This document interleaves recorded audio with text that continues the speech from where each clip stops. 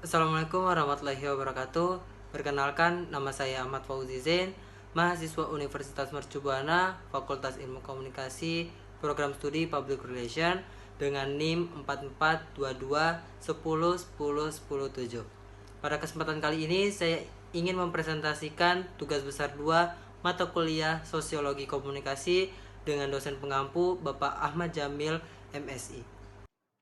Yang pertama ada Information Gaps, di mana Philip Cenor tahun 1970 yang mengawali pemikiran tentang knowledge gaps dengan menjelaskan bahwa ketika arus informasi dalam suatu sistem sosial meningkat, akan melebarkan celah pengetahuan di antara sistem sosial yang berbeda di masyarakat. Masyarakat yang lebih sering terpapar informasi akan memiliki pengetahuan dan akses yang lebih banyak, namun di sisi lain meninggalkan kelompok lainnya.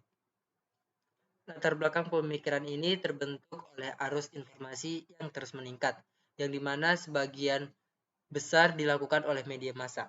Secara teoritis, peningkatan ini akan menguntungkan setiap orang dalam masyarakat karena setiap individu memiliki kemungkinan untuk mengetahui apa yang terjadi di sekelilingnya atau di dunia, yang tentunya akan memantau dirinya dalam memperluas wawasan.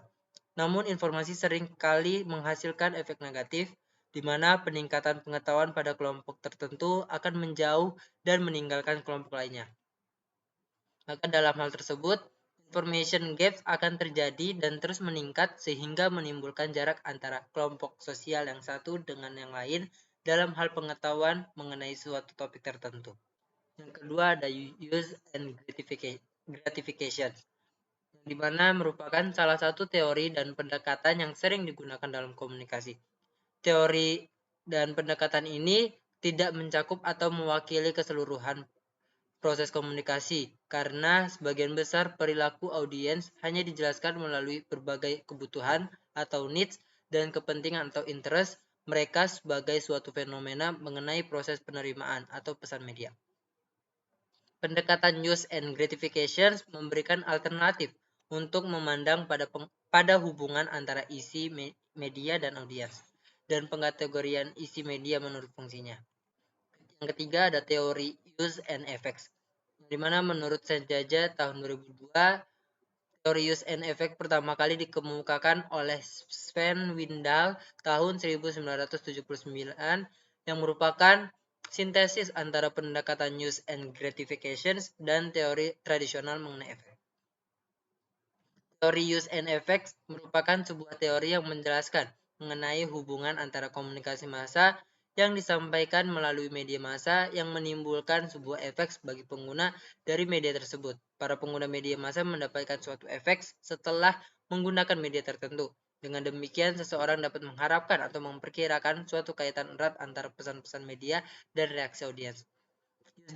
Use and effects dapat dilihat dari kebiasaan seseorang menonton atau mendengarkan media massa dalam keseharian seorang individu. Misalnya, kebiasaan orang menonton drama Korea yang menimbulkan sebuah efek dari apa yang dilihat. Yang keempat ada information seeking, di mana teori information seeking ini dikemukakan oleh Donohue dan Tipton tahun 1973 yang menjelaskan tentang pencarian, penginderaan, dan pemrosesan informasi. Disebut memiliki akar dari pemikiran psikologi sosial tentang kesesuaian sikap. Konsep utama teori ini adalah image atau image of reality. Konsep image ini mengacu pada pengalaman yang diperoleh sepanjang hidup seseorang dan terdiri dari berbagai tujuan, keyakinan, dan pengetahuan yang diperolehnya. Image terdiri dari konsep diri seseorang dalam mengatasi berbagai situasi, dan image of reality terdiri dari suatu perangkat penggunaan informasi yang mengatur perilaku seseorang dalam mencari dan memproses informasi. Kemudian ada yang kelima itu konstruksi sosial media massa, yang dimana asal mula konstruksi sosial media massa dari filsafat konstruktivisme yang dimulai dari gagasan-gagasan konstruktif kognitif. Gagasan utama akan adanya teori konstruksi sosial media massa ini adalah salah satu alat untuk mengoreksi akan teori konstruksi sosial dengan realita yang diciptakan oleh Berger dan Luhmann. Substansi teori konstruksi sosial media massa ini adalah pada sirkulasi informasi yang cepat dan luas sehingga konstruksi sosial berlangsung sangat cepat dan sebarannya merata. Kemudian ada Laswell model. yang dimana seorang ahli ilmu politik Amerika Serikat pada tahun 1948 mengemukakan suatu ungkapan yang sangat terkenal dalam teori dan penelitian komunikasi massa.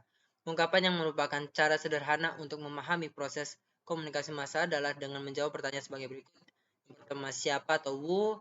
Yang kedua, berkata apa atau says what. Yang ketiga, ada melalui saluran apa, in which channel. Keempat, kepada siapa, to whom. Dan yang kelima itu dengan efek apa, with what effect. Dan yang model komunikasi Laswell ini sering dipakai untuk menggambarkan konteks komunikasi massa seperti televisi, radio, majalah, koran, dan sebagainya. Karena proses komunikasinya bersifat satu arah. Yang berikutnya ada 4 teori pers, di mana dalam 4 theory of the pers yang disebut oleh Siebert, Peterson, dan Scrum pada tahun 1956 ini membagi pers di dunia dalam 4 kategori, yaitu pertama ada teori otoriter, yang dimana teori otoriter ini adalah pers yang mendukung dan menjadi kepanjangan tangan kebijakan pemerintah yang sedang berkuasa dan melayani negara. Teori ini muncul setelah penemuan alat cetak pers dan pelat huruf yang mudah dipindah.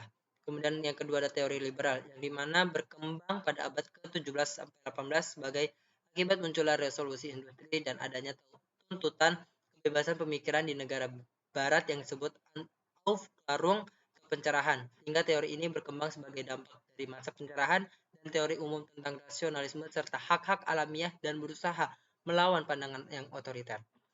Kemudian yang ketiga itu teori tanggung jawab sosial, yang dimana merupakan gagasan evolusi praktisi media dan hasil kerja Komisi Kebebasan Pers atau Commission on Freedom of the Press. Berpendapat bahwa selain bertujuan untuk memberikan informasi, menghibur, mencari untung, seperti hal teori liberal, tetapi juga bertujuan untuk membawa konflik ke dalam arena diskusi.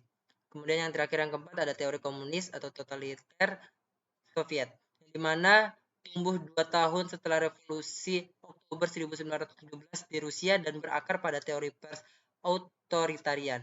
Berkembang karena munculnya negara Uni Soviet yang berpaham komunis pada awal abad ke-20.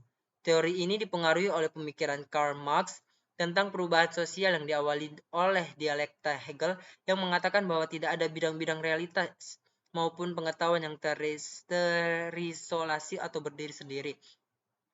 Semua saling terkait dalam satu gerak penyangkalan dan pembenaran. Sesuatu itu hanya benar apabila dilihat dengan seluruh hubungan.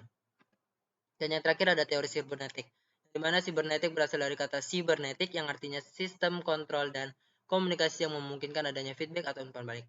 Teori sibernetik ini berkembang melalui pendekatan-pendekatan yang dikembangkan oleh Robert Gagne, Gage, dan Berliner, Bieler, Snowman, Baine, dan Tennyson. Teori sibernetik ini merupakan teori yang masih baru jika dibandingkan dengan teori behavioristik, konstruktivisme, humanistik, dan teori belajar kognitif. Dalam teori ini hampir sama dengan teori kognitif yang mementingkan proses belajar dibandingkan hasil belajar.